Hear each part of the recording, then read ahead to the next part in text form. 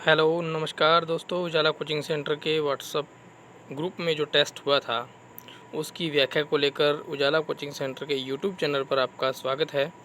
और आज जो टेस्ट हुआ था 9 जून को 96 टेस्ट हुआ था, यानी कि 96वां टेस्ट हुआ था, जिसमें मनोविज्ञान रीट की सेकंड यूनिट, जिसमें व्यक्तिक विभिन्नताएं, व्यक्तित्व एवं बुद्धि टॉपिक लगा हुआ है। तो उस टॉपिक में से जो 20 प्रश्न थे साइकोलॉजी के, उन 20 प्रश्नों को हम व्याख्या सहित सॉल्व करेंगे। तो यहाँ पर टॉपिक का नाम आप सर्च कर सकते हैं।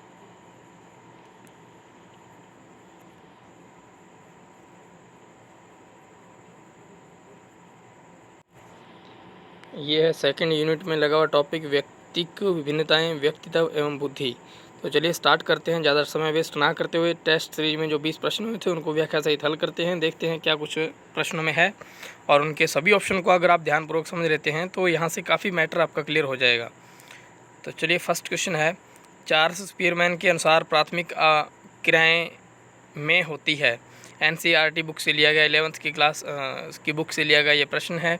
तो देखिए, चार्ल्स स्पीयरमैन के अनुसार जो प्राथमिक क्रियाएं होती है वह किस कारक में होती है, यानी कि सामान्य कारक। जो चार्ल्स स्पीयरमैन ने 2 कारक दिए थे, एक सामान्य कारक और एक विशिष्ट कारक, और एक उन्होंने लास्ट में एक कारक और बताया था जो कि सामूहिक कारक था। तो अपने को प्राथमिक क्रियाएं बताना है। तो इसमें बहुत से बच्चों ने मेरे ख्याल से स ऑप्शन सही किया होगा, लेकिन इसका राइट ऑप्शन क्या है वो देख लेते हैं। राइट ऑप्शन इसका सामान्य कारक, यानी कि जो विशिष्ट कारक और सामान्य कारक, 2 कारक सबसे पहले जो उन्होंने दिए थे, उसमें से सामान्य कारक के अंतर्गत प्राथमिक क्रियाएं आती है और बाकी बाद की जो क्रिया आती है वो विशेष यानी कि विशिष्ट कारकों के अंतर्गत आती है। ओके, नेक्स्ट देखते हैं प्रश्न नंबर सेकंड, अंक प्रतीक को किस में सम्मिलित करेंगे। देखिए, प्रश्न से ही अपने को आंसर क्लियर हो रहा है। प्रतीक आ रहा है, प्रतीक यानी कि प्रतीक चिन्ह जो होते हैं उस प्रकार से। अब शाब्दिक बुद्धि परीक्षण में क्या होता है, शाब्दिक बुद्धि परीक्षण में लिखित भाषा के रूप में जो होती है शाब्दिक बुद्धि परीक्षण, वो इसमें होता है। और जो चित्रात्मक रूप में होती है वो होता है अशाब्दिक बुद्धि परीक्षण। और आर्मी अल्फा बुद्धि परीक्षण और बिने साइमन बुद्धि परीक्षण, तो इसका यहाँ पर कोई संबंध ही नहीं है। तो जो अंक प्रतीक है, प्रतीक यानी कि प्रतीक चिन्हों से संबंधित आ गया, तो ये है अशाब्दिक बुद्धि परीक्षण। नेक्स्ट देखते हैं प्रश्न नंबर 3। थर्ड प्रश्न में क्या है, बुद्धि के एक पदानुक्रम मॉडल के अनुसार रटकर किया जाने वाला अधिगम है। यानी कि जो बुद्धि का एक पदानुक्रम मॉडल दिया, जो उसके अंतर्गत अपने को ये बताना है कि रटकर किए जाने वाला अधिगम कौन सा है। देखिए, साहचर्यात्मक अधिगम और संज्ञानात्मक अधिगम युक्त, संज्ञानात्मक क्षमता युक्त अधिगम, और एक है सहयोगी अधिगम। अब जो इसमें साहचर्यात्मक अधिगम है और 6 नंबर ऑप्शन सहयोगी अधिगम है, ये दोनों कॉमन है, सेम है दोनों। तो इसमें कोई अंतर वाली बात है नहीं। और संज्ञानात्मक क्षमता युक्त है, ये उच्च स्तरीय बौद्धिक क्षमता का, जिसमें के अंदर मतलब यूज होता है, वो होती है संज्ञानात्मक क्षमता युक्त अधिगम, यानी कि वो सेकंड में आ जाता है। लेकिन फर्स्ट के अंतर जो है वो साहचर्यात्मक अधिगम और सहयोगी अधिगम एक ही चीज़ है। तो इसका कौन सा राइट ऑप्शन हो जाएगा, ए और स। कौन सा, यानी कि यह नंबर ऑप्शन जो है ए तथा स, ये बिल्कुल इसका राइट आंसर है। नेक्स्ट देखते हैं, स्टर्नबर्ग के अनुसार, प्रश्न है, स्टर्नबर्ग के अनुसार वह बुद्धि जिसमें व्यक्ति अपने दिन प्रतिदिन के जीवन में आने वाली पर्यावरणीय मांगों से निपटता है। यानी कि जो दिन प्रतिदिन उस व्यक्ति के जीवन में जो पर्यावरणीय वातावरणीय जो समस्याएं आती है उनसे जो व्यक्ति निपटता है, तो वो किस में सम्मिलित करेंगे। तो इसका राइट आंसर देखिए, घटकीय बुद्धि, सृजनात्मक बुद्धि और व्यवहारिक बुद्धि और विश्लेषणात्मक बुद्धि। आपने देखा होगा जो स्टर्नबर्ग ने घटकीय, सृजनात्मक और व्यवहारिक बुद्धि बताई, उसके अंतर्गत देखिए व्यवहारिक बुद्धि के अंतर्गत आ जाता है कौन सा, पर्यावरणीय मांगों से निपटता है। यानी कि वातावरणीय जो कारकों से निपटता है, समस्याओं से निपटता है व्यक्ति, वो किस में आ जाएंगी, व्यवहारिक बुद्धि में। नेक्स्ट देखते हैं प्रश्न नंबर 5, निम्नलिखित में से बुद्धि लब्धि का संप्रत्यय किसने दिया। बुद्धि लब्धि का संप्रत्यय एनसीईआरटी के अकॉर्डिंग है, जो बिल्कुल स्टर्नबर्ग इसका राइट आंसर है। और अल्फ्रेड बिने ने जो दिया था वो बुद्धि लब्धि का या फिर बुद्धि परीक्षण या फिर बुद्धि मापन का जन्मदाता है, वो अल्फ्रेड बिने हैं। और स्टर्नबर्ग ने समूह कारक का सिद्धांत दिया था, बुद्धि का समूह कारक का सिद्धांत स्टर्नबर्ग ने दिया था, और हॉवार्ड गार्डनर ने दिया था बहुबुद्धि का सिद्धांत। तो जिसके अंतर्गत बहुबुद्धि के सिद्धांत के अंतर्गत हॉवार्ड गार्डनर ने प्रारंभ में 7 प्रकार की बुद्धियां बताई और 1998 में इन्होंने 8वीं बुद्धि को सम्मिलित किया था, और सन 2000 में इन्होंने 9वां जो प्रकार था बुद्धि का उसको सम्मिलित किया था, जिसमें अस्तित्ववादी 9वीं बुद्धि के अंतर्गत इसको शामिल किया गया था। तो 4 ऑप्शन हमने क्लियर कर दिए हैं, लेकिन जो ऑप्शन प्रश्न में पूछा है बुद्धि लब्धि का संप्रत्यय किसने दिया था, वो आंसर है स्टर्नबर्ग। नेक्स्ट देखते हैं प्रश्न नंबर 6, तरल बुद्धि से संबंधित नहीं है। अब देखिए ये बहुत ही महत्वपूर्ण फैक्ट है, समझने वाला है। तरल बुद्धि से संबंधित नहीं है, तो देखिए तरल बुद्धि की विशेषताएं कौन कौन सी है अपने को वो देखने, और उसके अंदर जो नहीं है अपने को वो ऑप्शन का चुनाव करना है। देख सबसे पहला है यह अनुवांशिक कारणों से होती है, बिल्कुल राइट है। इसमें प्रत्यक्षीकरण करने की योग्यता होती है, बिल्कुल राइट है। और इसमें अनुकूलन करने की योग्यता होती है, बिल्कुल राइट है। प्रत्यक्षीकरण समस्या समाधान जिसमें तर्कयुक्त संज्ञानात्मक क्षमताएं आ जाती है, तो इसमें तथ्यात्मक ज्ञान सम्मिलित है, ये बिल्कुल गलत है। तथ्यात्मक ज्ञान किसमें सम्मिलित है, ठोस बुद्धि में, यानी कि जो तरल बुद्धि और ठोस बुद्धि 2 प्रकार की जो बुद्धियां हैं उसके अंतर्गत भी जो तथ्यात्मक ज्ञान है वो ठोस बुद्धि का उदाहरण है, और ये उपरोक्त जो 3 विशेषताएं हैं ये तरल बुद्धि की है। तो अपने को गलत ऑप्शन का चुनाव करना है, तो वो द नंबर ऑप्शन इसका राइट आंसर होगा। नेक्स्ट देखते हैं प्रश्न नंबर 7, सामान्य क्षीण बुद्धि के बालकों की बुद्धि लब्धि होती है। सामान्य बिल्कुल अपन समझ सकते हैं कि जो सामान्य बुद्धि सामान्यतः क्षीण बुद्धि यानी मंद बुद्धि से थोड़ा सा ऊपर के लेवल की जो बुद्धि होती है, तो उसकी सामान्यतः बुद्धि लब्धि कितनी होती है, 70 से 79। इसमें कोई ज़्यादा समझने वाली बात नहीं है। वो समय जो सारणी दी गई है बुद्धि लब्धि की, सामान्य सारणी दी गई और एक टर्मन की सारणी है, आप दोनों सारणियों को रट लेना, तो ये बहुत ही काम आने वाली चीज़ है। नेक्स्ट प्रश्न नंबर 8, अमूर्त बुद्धि का मापन करने में उचित बुद्धि परीक्षण है। अब देखिए यहाँ पर बहुत ही महत्वपूर्ण प्रश्न है ये, अमूर्त बुद्धि का मापन करने में उचित बुद्धि परीक्षण है। तो जो 3 प्रकार के बुद्धि परीक्षण है, एक तो शाब्दिक बुद्धि परीक्षण, एक अशाब्दिक बुद्धि परीक्षण और एक है निष्पादन परीक्षण। तो इनमें तीनों में क्या है, लेकिन अपने को अमूर्त बुद्धि का मापन, देखिए जो शाब्दिक बुद्धि परीक्षण है जिसमें पढ़े लिखे व्यक्ति सम्मिलित होते हैं, तो जो पढ़े लिखे व्यक्ति होते हैं, जैसे कि एक टीचर की बुद्धि भी अगर पूछा जाए तो अमूर्त बुद्धि में सम्मिलित किया जाएगा टीचर को, हालांकि सामाजिक बुद्धि में भी सम्मिलित किया जाता है, लेकिन यहाँ पर शाब्दिक बुद्धि परीक्षण पढ़े लिखों के लिए होता है, यानी कि उसमें टीचर भी आ जाते हैं, तो ये होता है अमूर्त बुद्धि परीक्षण, यानी कि इसका ए नंबर ऑप्शन राइट होगा। और जो अशाब्दिक बुद्धि परीक्षण है इसमें क्या होता है, अशाब्दिक बुद्धि परीक्षण, जो कि सबसे पहले देखिए शाब्दिक बुद्धि परीक्षण है वो तो होती है अमूर्त बुद्धि का मापन करती है, और जो अशाब्दिक बुद्धि परीक्षण है वो मूर्त बुद्धि का मापन करती है। और जो 6 नंबर ऑप्शन है इसका निष्पादन परीक्षण, उसमें किसी प्रकार की कोई लिखित भाषा की कोई आवश्यकता नहीं होती, तो इस प्रश्न का राइट ऑप्शन होगा ए नंबर। नेक्स्ट देखते हैं प्रश्न नंबर 9, संवेगात्मक बुद्धि उपयोगी है। अब देखिए बहुत ही महत्वपूर्ण प्रश्न है ये, इसमें अपने को संवेगात्मक बुद्धि के एक विशेषताओं के रूप में देखना है। समायोजन करने में सहायक है, भविष्यवाणी करने में सहायक है, और समस्या समाधान करने में सहायक है। बिल्कुल तीनों ऑप्शन सही है, तो इसका राइट ऑप्शन कौन सा हो जाएगा, द नंबर। नेक्स्ट देखते हैं, इसमें तो कोई समझने वाली बात वैसे है नहीं, पर प्रश्न इंपॉर्टेंट है। 10वां है, अल्फ्रेड बिने के अनुसार बुद्धि इन 4 शब्दों में निहित है। अब अल्फ्रेड बिने ने 4 शब्द बताए, उसमें से अपने को कौन कौन से 4 शब्द है, या इनमें से कोई है भी या कोई नहीं है, या कोई चारों ही है या कौन सा है, तो अपने उसका ऑप्शन का चुनाव करना है। तो इसके अपन सबसे पहले तो इसके जो नीचे जो कूट भाषा दी गई है उसमें देख लेते हैं। तो इसमें ज्ञान भी सम्मिलित है, और आविष्कार भी सम्मिलित है, निर्देश भी सम्मिलित है, और चलो आलोचना भी सम्मिलित है, यानी कि ए ब सद 1 2 3 4 चारों ऑप्शन इसके राइट है, तो इसका आंसर हो जाएगा ए नंबर। नेक्स्ट है, बहुमानसिक योग्यता का सिद्धांत किसने दिया। एक तो है बहुबुद्धि का सिद्धांत, एक है बहुमानसिक योग्यता का सिद्धांत। तो यहाँ पर थोड़ा सा प्रश्न जो है उलझन पैदा करता है, लेकिन अपने को इसको यहाँ पर मैं क्लियर कर देता हूँ। जो बहुमानसिक योग्यता का सिद्धांत जो दिया था वो इसका राइट ऑप्शन आंसर कौन सा हो जाएगा, कैली। और जो हॉवार्ड गार्डनर ने दिया था, हॉवार्ड गार्डनर ने जो दिया था इसमें बहुबुद्धि का सिद्धांत था और जो बहुमानसिक योग्यता का सिद्धांत है वो कैली ने दिया था। और कैली ने इसके अंदर 9 प्रकार की मानसिक योग्यताएं बताई है, जिसके अंदर 5 प्रकार की प्रमुख है: अंक योग्यता, स्थान योग्यता, कंठस्थ योग्यता, अनुभव योग्यता और समझने की योग्यता। यानी कि जो उन्होंने कैली ने 9 प्रकार की मानसिक योग्यताएं बताई है इस सिद्धांत के अंतर्गत, उसमें से 5 प्रकार की प्रमुख है।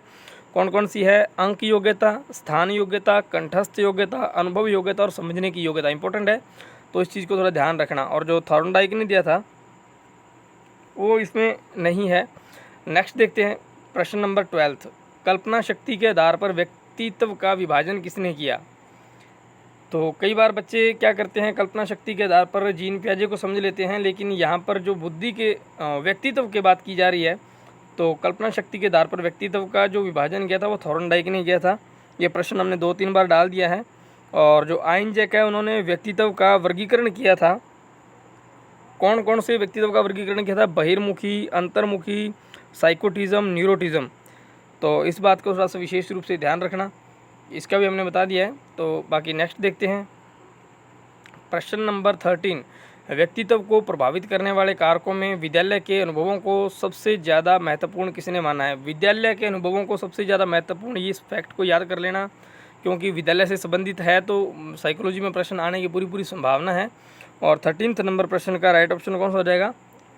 ए नंबर, क्रो एंड क्रो।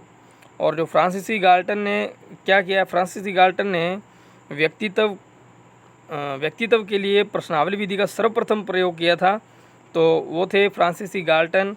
और इसके अलावा जो अल्फ्रेड बीने हैं उन्होंने सर्वप्रथम बुद्धि का मापन किया था या बुद्धि का परीक्षण किया था, तो इनको बुद्धि मापन का जन्मदाता भी कहा था अल्फ्रेड बीने को। और 2 नंबर जो ऑप्शन है अल्फ्रेड एडलर, तो इन्होंने क्या किया था? व्यक्तित्व मनोविज्ञान के प्रतिपादक आया था इनको, है ना।